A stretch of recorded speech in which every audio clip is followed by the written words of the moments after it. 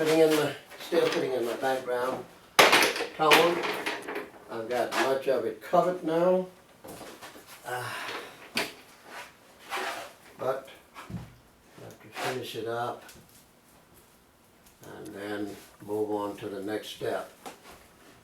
So here I am putting my paint on and not trying to have that canvas starved paint.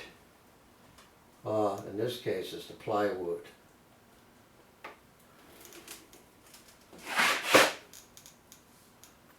So I put it down, make sure I'm covering solid, no watering down.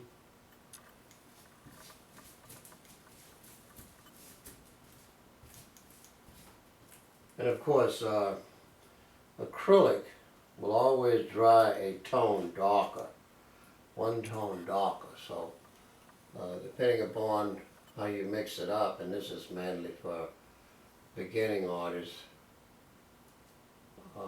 realize that it's always going to dry a tone darker than what you mixed up while it's wet. You put it down, it's going to dry a tone darker. So be aware of that.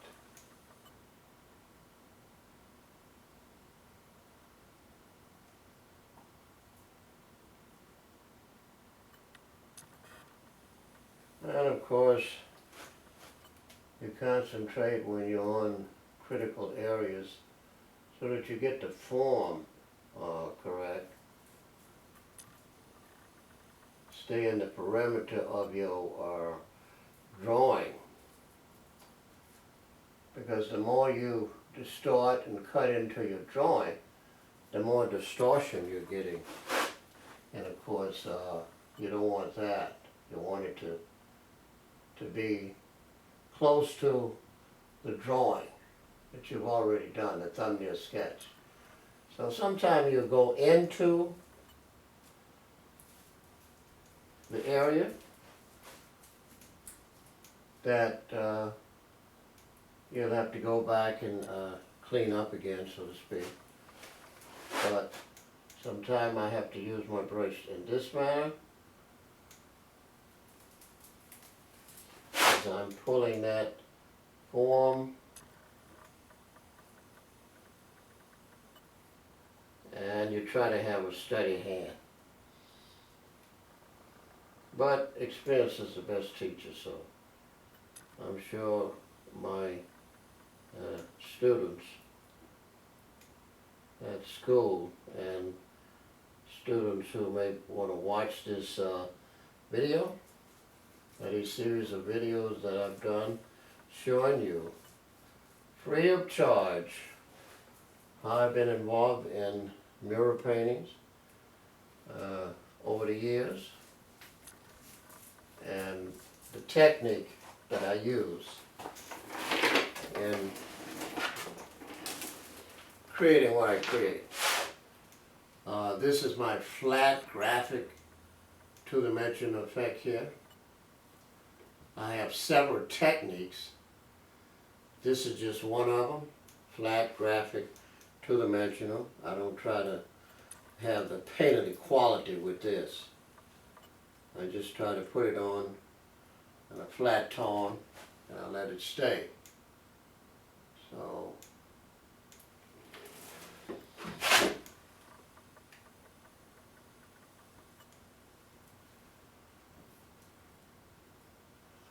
but since this is going outside, again, I want to make sure that I have sufficient amount of paint on so it can last as long as it can. Depending upon the weather, the rain, I paint it to last. Kind of like what they did with Kemet. When they made artwood, they made it to last forever, so that future generations like myself could see what had been done, how it was done, colors they used, and they did the best possible. They used the best quality paint. They took their time and made sure that it was what they wanted, and it told the story that they wanted to tell, because they knew that they would have future generation of artists like myself coming along to reinterpret, not so much reinterpret, but just to set the record straight in terms of what they really was trying to do, what they did with that sacred science or sacred knowledge that was privy to helping the whole society, not just a few. The whole society could profit from the science, the art, the mathematics, the philosophy, the sacred science, astrology, ecology, etc., etc.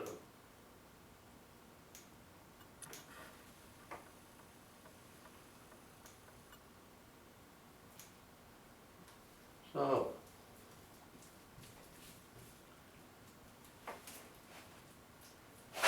I think I'm going to have to mix some more paint sooner or later.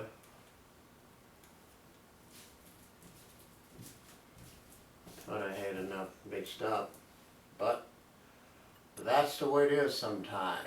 You have to remix, and when you remix, try to get the same color you had, as close to it, more or less.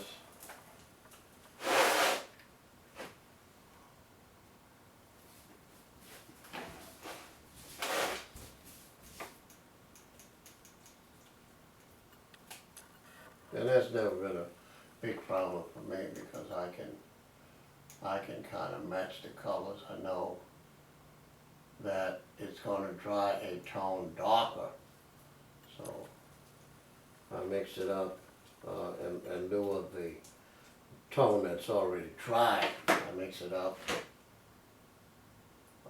lighter, so that I can get the when it dries, it'll be the same tone.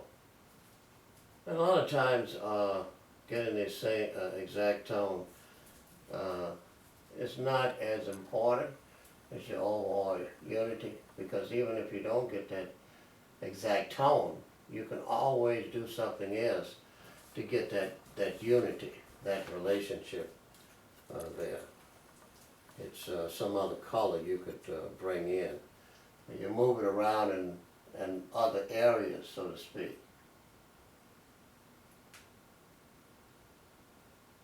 Cut too far into that. I have to go back into that knee. I'll be able to see. As I get back and look at it, I'll be able to see what that exactly is doing. It's a constant, vigilant back and forth. When you work on a canvas this size, you have to see what it looks like from the point of view of the viewer. In order to do that, I do have to stand back from time to time.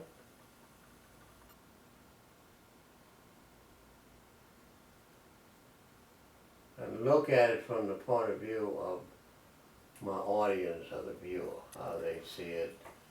And of course, it must please me. It must be doing what I wanted to do, so that I'm satisfied with it.